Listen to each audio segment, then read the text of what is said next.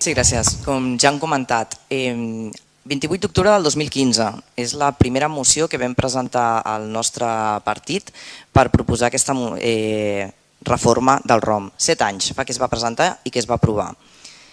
Això era l'anterior mandat i els diferents grups municipals vam fer tota una feina per presentar propostes de modificació i Secretaria també va realitzar una proposta de modificació de temes jurídics. Va acabar el mandat sense que s'executés absolutament cap reforma i evidentment per falta de voluntat política del Partit Socialista. El 2019 tornem a presentar una moció al juliol que es torna a aprovar per modificar el ROM ja que no s'havia executat a l'anterior mandat.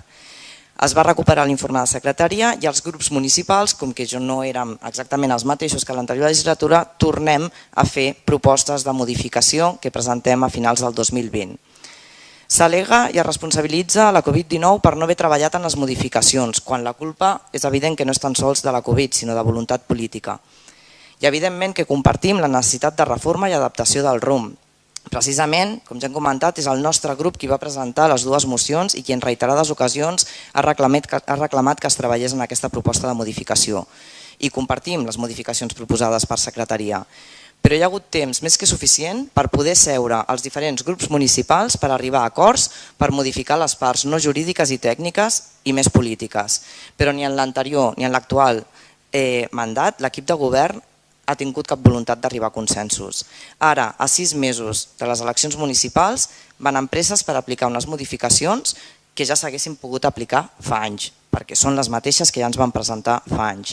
I s'ha menystingut tota la feina feta per tota la resta dels grups municipals, perquè no pretenen aprovar cap d'aquestes propostes polítiques, a excepció d'alguna de funcionament proposada pel mateix Partit Socialista.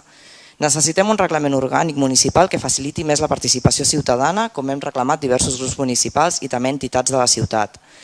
I ara pretenen aprovar un ROM sense que el text sencer tampoc disposi d'un llenguatge inclusiu, amb perspectiva de gènere i sense discriminacions, i amb faltes ortogràfiques i gramaticals.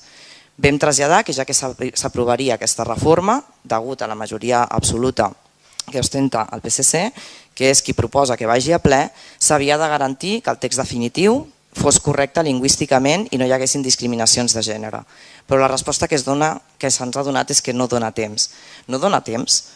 Des del 2015 i 2019 respectivament que es van aprovar les mocions per la modificació del ROM i no hi ha hagut temps per fer una revisió sencera del text ni per seure a intentar negociar alguna de les propostes amb els grups municipals. I no, la culpa no és de la Covid. Teníem aquesta oportunitat de disposar d'un ROM actualitzat a les realitats ciutadanes que evidentment no són les mateixes que el 2013, que és de l'alta de l'últim aprovat, excepte una petita modificació d'un tema puntual. Per tots aquests motius, i tot i que compartim les adaptacions legislatives del ROM i perquè aquesta no és la modificació que realment defensem i es necessita, el nostre vot serà en contra. Gràcies.